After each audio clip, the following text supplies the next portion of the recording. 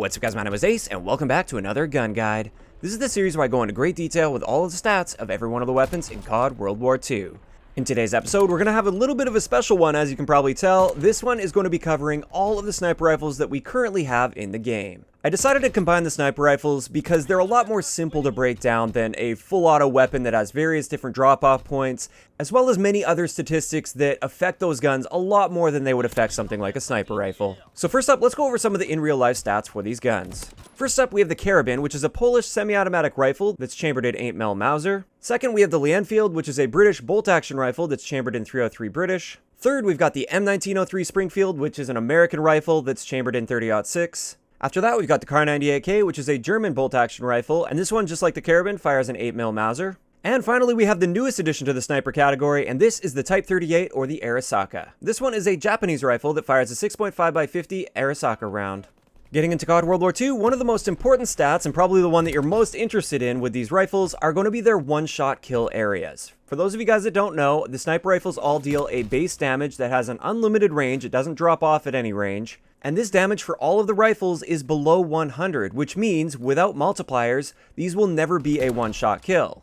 But this is where the multipliers come in, and these multipliers are applied to different parts of the body, and they determine where we're able to get one-shot kills and where we aren't able to get one-shot kills with the sniper rifles. First up, we have the Carabin. This is our only semi-auto sniper rifle, so it makes sense that this has the smallest one-shot kill area. You can only get a one-shot kill in core game modes to the head or the neck. After that, we have the Lee-Enfield, which is going to give you a one-shot kill anywhere in the arms, the hands, the upper torso, the neck, and the head. If you hit them in the stomach or lower, you're not going to be getting a one-shot kill. The M1903 Springfield is a one-shot kill literally anywhere in the body aside from the foot. The Kar98K kind of splits the difference between the Lee-Enfield and the Springfield. This one's going to be a one-shot kill anywhere from the waist up. If you shoot them in the leg, you will get a hit marker. And finally, we have the Type 38 Arisaka. This one is identical to the Lee-Enfield when it comes to its one-shot kill area. So clearly, the Kar98K as well as the M1903 Springfield, these are the more powerful sniper rifles where you should get fewer hit markers with these. But the Type 38 as well as the Lee-Enfield have very respectable one-shot kill areas. You just have to aim a little bit higher.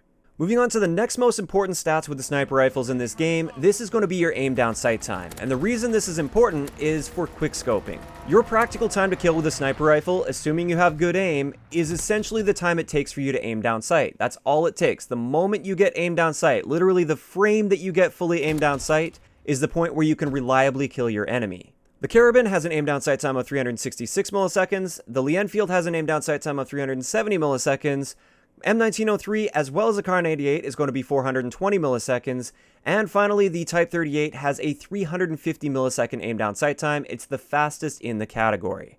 As a result, for quickscoping, the Type 38 is clearly on top at this point, as long as you have decent aim and you're able to aim higher than their stomach. As for the sprint out times, I will put them up on screen there so you can see. You'll see that they're pretty much equal to their aim down sight time. And for sniper rifles, sprint out is essentially irrelevant as long as it's roughly equal to your aim down sight time. The only time where this is really going to make a difference for you is when you get into those situations where you run up against an enemy face to face and you just have to go for that hipfire or that no scope kill. And those situations are pretty much entirely determined by luck. So sprint out, you don't really have to worry about too much here.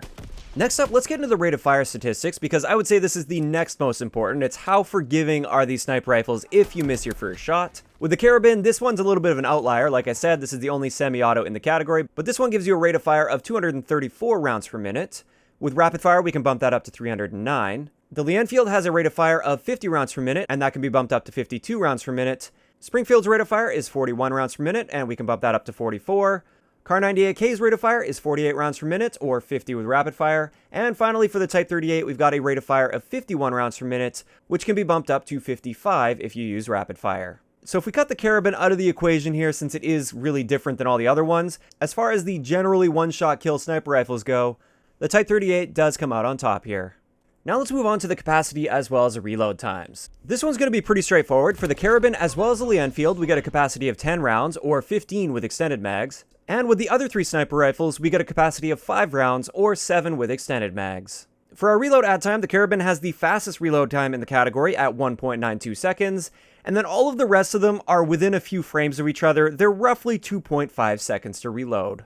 Next up, let's go over idle sway, which is really important with sniper rifles. It's the amount that your scope will sway around when you're aiming down sight and not holding your breath. The Carabin, the Lee-Enfield, and the Type 38 are exactly the same in this area, and they are the best in the sniper rifle category. Next up with the Kar 98K, which as you can see has a noticeable amount of extra sway compared to the other three. And finally for the M1903 Springfield, it's really similar to the Kar 98K, but statistically it is just a little bit worse than the Kar 98.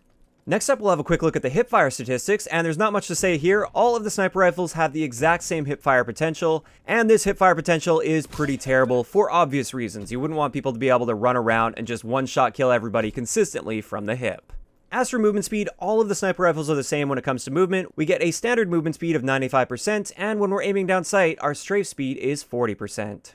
This brings us to the final important stat we're going to be talking about when comparing these sniper rifles, and this is going to be aim assist and how their aim assist behaves. With this, we have two different categories. The first category consists of the Kar 98K as well as the M1903 Springfield, so the highest damage sniper rifles. With these ones, you only get aim assist when you're holding your breath. Regardless of the division you're using, you have to be holding your breath in order to get aim assist. In any other situation, you get no target assist whatsoever. For the other three sniper rifles, the Carabin, the Lee-Enfield, as well as the Type 38, these ones will have aim assist all the time, regardless of the division you're using. So before the divisions update, it mattered whether or not you were using the Mountain Division. Now it doesn't matter which division you're using, you get aim assist 100% of the time with these three sniper rifles, which can be a huge benefit because you don't have to take that extra time to hold your breath most of the time, because the aim assist will help you out enough to hit your target. Now, just a couple of oddball things I wanted to tack on towards the end of this. First up, the Carabin. Since it does behave different compared to all of the other sniper rifles, I wanted to bring in a time to kill stat so you guys can better compare it with some of the semi-auto rifles in the game if that's what you're looking to do. Our statistical minimum time to kill with the Carabin, assuming you're going to be taking 2 shots to kill so you're not hitting them in the head or the neck, is going to be 256 milliseconds at all ranges. This is what I would consider to be below average for close quarter situations, but at longer ranges, this is an extremely good time to kill. As for the second oddball stat, this has to do with the iron sight attachment on the Kar 98K. When you put the iron sight attachment on this, it actually changes up your multipliers. A lot of people already know about this, but some people don't. This is the Kar 98's one-shot kill potential before iron sight, but when you put that iron sight attachment on, you lose that multiplier to the lower torso. So now you have to hit them in the upper torso, arms, hands, neck, or head, in order to get that one-shot kill. So finally, let's have a look at a couple example classes for the sniper rifles. This first class is a class I actually shared earlier in the week. This is my current go-to sniper rifle class based on my preferences and my playstyle. We've got the Mountain Division on this one, and the primary reason for using the Mountain Division for this is the fact that you never have a red name tag that appears above your head with the new Mountain Division, even if the enemy is running lookout. This will just make it so other snipers and people with LMGs and stuff will have a much harder time locating you at those longer ranges, and this will often give you that extra time that you need to pick them off. Our primary on this is the Type 38, although you could easily supplement this with any of the other bolt-action sniper rifles in the game. We've got ballistic calibration, FMJ, as well as rapid fire on there. Our basic training is going to be lookout, so we can counter-snipe people that aren't running the Mountain Division really effectively, and it just helps with overall target acquisition. Our secondary is going to be whatever pistol you're comfortable with. I use the 9mm SAP with extended mags. We've got a sticky grenade as our lethal. I guess if you wanted to, you could swap that out for an S-mine if you wanted to play more of a defensive sniper role. And our tactical is a smoke grenade, which I like to use specifically on Operation Breakout on the bridge. Like I said, this one's really versatile. Feel free to swap things out and change it up to meet your needs. I feel like with sniper rifles, it really does come down to your personal preferences. Moving on to the next class, I wanted to do a Carabin class here because it is so much different than the other sniper rifles. With this one, we're using the Armored Division because we are going to be a bit more aggressive with this. It's nice to not have that flinch when being shot, or have it significantly reduced at least. Plus, we don't have to worry too much about any sort of enemy equipment with this. With the Carabin, I really like using a 4x sight with ballistic calibration as well as extended mags. So those are the attachments we're going to be using.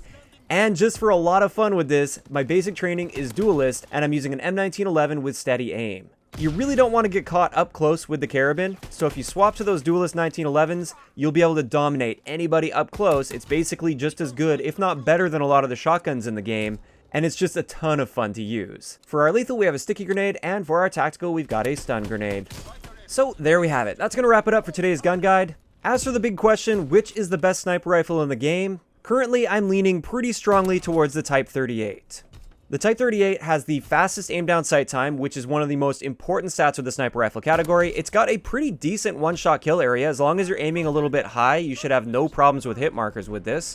You get aim assist all the time. You don't have to hold your breath to get aim assist, unlike the Kar98K and the M1903 Springfield. It's in the group that has the lowest amount of idle sway in the sniper rifle category, and it also has the fastest rechamber time out of the bolt-action rifles. So there's no doubt in my mind, at least, that the Type 38 is currently the best sniper rifle in the game, and this is why I do feel it's going to get some sort of a nerf in the somewhat near future.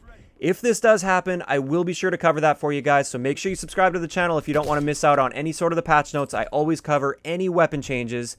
And of course, I'd like to know what you guys think in the comment section below. First off, what do you think is the best sniper rifle in the game, or what is your favorite sniper rifle in the game? And second, do you think the Type 38 needs a nerf, or do you think it's perfectly fine how it is? And with that, we finally caught up on every weapon in the game for my gun guides. It's been a long time coming. I will, of course, still be covering any new weapons as they come out, but if you guys have missed any of the previous episodes, like I said, I've covered every single one of the ones in the game. I will leave a link to the playlist down below. If you enjoyed the video, a like rating is always appreciated, and don't forget to subscribe for more if you haven't already. I'll talk to you guys next time.